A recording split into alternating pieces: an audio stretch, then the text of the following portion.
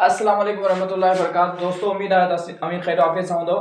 सो अॼु असां gases exchange जो चोथों लेक्चर ॿुधंदासीं। ऐं जेकॾहिं तव्हां बुनियादी जेके लेक्चर आहिनि उहे न आहिनि ॿुधा टे त उहे पहिरां उहे ॿुधो त तव्हांखे जीअं ॻाल्हि आसानी सां सम्झ में अचे। अॼु असां सिखंदासीं गैसिस एक्सचेंज इन एनिमल्स। पोएं लेक्चर में असां गैसिस एक्सचेंज इन प्लांट्स पढ़ियोसीं, गैसिस एक्सचेंज जो इंट्रोडक्शन पढ़ियोसीं, गैसिस एक्सचेंज हूंदी छा आहे, छाजे लाइ थींदी आहे, इहे शयूं असां पोएं लेक्चर में पढ़ी चुका आहियूं। अॼु पढ़ंदासीं त जानवरनि जे अंदरि गैसिस एक्सचेंज कीअं थींदी आहे। हाणे जानवर गैसिस एक्सचेंज कंदा आहिनि माहौल सां, माहौल मां हिकिड़ी गैस खणंदा आहिनि ऐं ॿी गैस जेको आहे ॿाहिरि कढंदा आहिनि। त माहौल जा गैसिस एक्सचेंज जी बुनियाद ते माहौल जा ॿ टाइप्स आहिनि, ठीकु आहे न। यानी माहौल खे असां मीडियम चई सघूं था, मीडियम बि चवंदा आहियूं, ठीकु आहे। मीडियम जा ॿ टाइप्स आहिनि, हिकिड़ो एक्वेटिक मीडियम आहे, ठीक है। ऐं ॿियो छा आहे, ॿियो हिकिड़ो एक्वेटिक मीडियम आहे ऐं ॿियो एयर मीडियम आहे, ठीक है।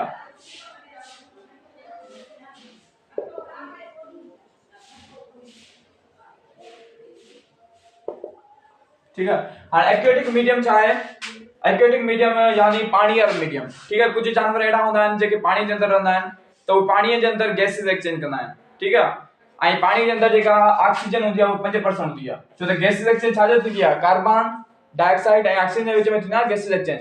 त हिन में एक्वेटिक मीडियम में 5% ऑक्सीजन हूंदी आहे, जॾहिं त एयर में असांजी 21% ऑक्सीजन हूंदी आहे, ठीक आहे। त बूटा जेके आहिनि उहे कुछ जानवर जेके आहिनि उहे पानी जे अंदरि जेको आहे गैसिस एक्सचेंज कंदा आहिनि, कुछ वरी ज़मीन ते, छो त कुछ जानवर ज़मीन ते रहंदा आहिनि, कुछ पानी में रहंदा आहिनि, जीअं मच्छियूं आहिनि, ठीक आहे, कुमी आहे, वाघूं आहिनि, इहे सभु जेके आहिनि उहे पानी में रहंदा आहिनि, त उहे गैसिस एक्सचेंज काथे कंदा आहिनि, पानी में कंदा आहिनि, ठीक आहे। जॾहिं त जेके असां आहियूं, इंसान आहियूं, बकरियूं, कुतो, बिलो, रिढ, इहे सभु जेके ज़मीन ते रहंदा जानवर, किरड़ियूं वग़ैरह इहे जेके आहिनि, त इहे हवा माहौल मां, एयर मां जेको आहे गैसिस एक्सचेंज कंदा आहिनि, ठीक आहे। उन खां पोइ हिकु ॿी शइ जेको आहे रिस्पायरेटरी सरफेस आहे।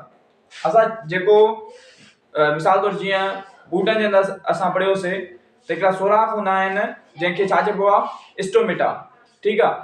उन स्टोमेटा जे ज़रिए प्लांट जेको आहे गैसिस एक्सचेंज कंदा आहिनि, ठीकु आहे। त जानवरनि जे अंदरि बि अहिड़ो को सरफेस हूंदो, अहिड़ी का जॻह हूंदी जंहिंजे ज़रिए जानवर गैसिस एक्सचेंज कंदा आहिनि, त उन जॻह खे, उन सरफेस खे जेतां जानवर गैसिस एक्सचेंज कंदा आहिनि उनखे चइबो आहे रिस्पायरेटरी सरफेस। छा? रिस्पायरेटरी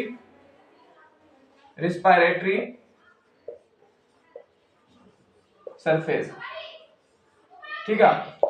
हाणे रिस्पायरेटरी सरफेस उहो सरफेस हूंदो आहे, उहा जॻह, उहा एरिया जितां गैसिस जी एक्सचेंज थिए, गैसिस जी मटासटा थिए, उनखे छा चइबो असां रिस्पायरेटरी सरफेस चवंदासीं। अच्छा, रिस्पायरेटरी सरफेस में कुछ प्रॉपर्टीज हुजण ज़रूरी आहिनि, कुछ प्रॉपर्टीज, उहे प्रॉपर्टीज न हूंदियूं त गैसिस एक्सचेंज सही तरीक़े सां न थी सघंदो। नंबर पहिरीं ॻाल्हि त रिस्पायरेटरी सरफेस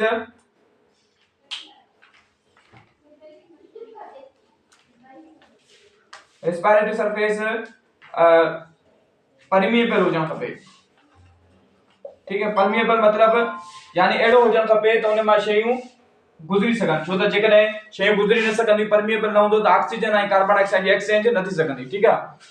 ऐं नंबर ॿियो थिन हुजणु खपे, ठीकु आहे। थिन माना सनो हूंदो तॾहिं त गैसिस एक्सचेंज थींदी न, जे सनो थोरो हूंदो जेका रिस्पायरेटरी सरफेस त उतां गैसिस एक्सचेंज न थी सघंदी।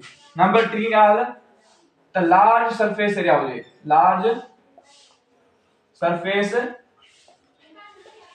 एरिया हुजे, ठीक है। लार्ज सरफेस एरिया जो मतलब त जेको रिस्पायरेटरी सरफेस हुजे वो जगह इलाही हुजे, ठीक है ना। त जीअं वध खां वध गैसिस जी मटासटा थी सके, जेकर घट एरिया हूंदी त गैसिस जी मटासटा स्लो थींदी, आहिस्ता थींदी ऐं गैस सही तरह ऑक्सीजन जेका जानवर जे जिस्म में वो सही तरह न पहुची सघंदी, त रिस्पायरेशन सही न थी सघंदी, ठीक है ना। त गैसिस एक्सचेंज जी ज़रूरी आहे त लार्ज सरफेस एरिया हुजे, जगह इलाही हुजे, जितां गैस जी मटासटा थिए वो जगह इलाही वेकरी हुजे, उन जी एरिया इलाही हुजे, ठीक है ना। इहा उन प्रॉपर्टी हुजण ज़रूरी आहे।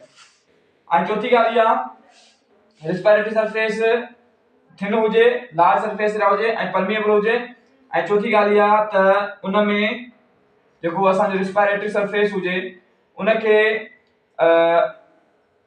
लार्ज सरफेस एरिया हुजे, ठीक है, थिन हुजे, परमिएबल, ऐं ॿियो वेट हुजे। वेट जो मतलब छा आहे, मतलब वो घेमियल हुजे, ठीक है, मतलब ये वो खुश्क ना हो, खुश्क हूंदो तो उनमें गैस मटा सदा सही तरीके से न थी सघंदी, पर वेट हो, ठीक है ना, यानी घिमियल हो, ठीक है। तो यो है रेस्पिरेटरी सरफेस जूं प्रॉपर्टीज। अच्छा, एक सेल वाला जेके जानवर आहिनि, जानदार आहिनि, ठीक है, जेके बिग सेल वाला, तो उन्हनि जो रेस्पिरेटरी सरफेस उन्हनि जी सेल मेम्ब्रेन हूंदी आहे, ठीक है। मिसाल के तौर प्रोटोज़ोआ जेके भी आहिनि, ठीक है, तो उन्हनि जो जेके रेस्पिरेटरी सरफेस में वो छा हूंदो, उन्हनि जो सेल मेम्ब्रेन मां उहे गैस जी छा कंदा, मटा सटा कंदा, ठीक है। ऑक्सीजन उन्हनि जे सेल मेम्ब्रेन जे अंदर ईंदी ऐं कार्बन डाइऑक्साइड उन्हनि जे सेल मेम्ब्रेन जे ॿाहिरि ईंदी, ठीक है।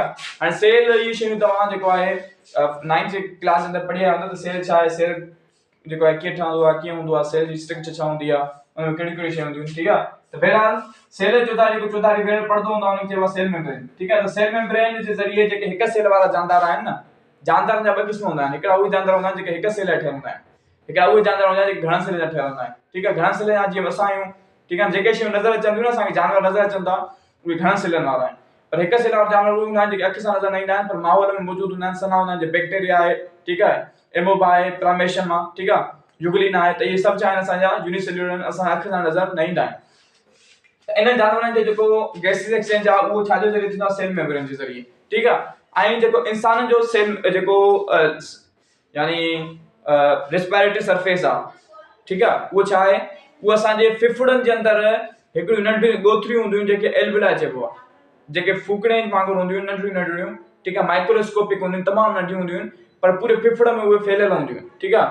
ऐं उन्हनि जो सरफेस एरिया एतिरो हूंदो आहे लंग्स जो, त जेकॾहिं हेॾा हिकिड़ो इंसान रखिजे त इंसान 20 इंसाननि जी जेकी सरफेस एरिया हूंदी उहा हिक यानी फिफड़नि जे बराबरि थींदी, ठीक आहे। हेॾां फिफड़नि जी एरिया ऐं हेॾां लंग्स जेका 20 माण्हुनि जी एरिया उहे हिक ॿिए जे बराबरि थींदी, पर हाणे छो त उहो हिक ॿिए सां उतरियल हूंदियूं आहिनि, ठीक आहे न, जेके एलोवेरा हूंदियूं, तंहिंजे करे उहो लंग्स नज़र नंढा ईंदा आहिनि असांजे जिस्म जे अंदरि हूंदा आहिनि, पर हालांकि उनजी सरफेस एरिया तमामु वधीक हूंदी आहे, ठीक आहे। त इन लाइ वधीक हूंदी आहे त गैसिस एक्सचेंज जीअं तेज़ी सां थी सघे। त उमेद आहे तव्हांखे सिंपल ॻाल्हियूं सम्झ में आयूं हूंदियूं।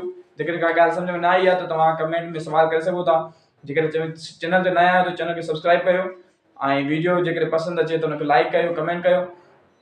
इंशाअल्लाह अगले वीडियो में मिलंदासीं। अस्सलाम वालेकुम।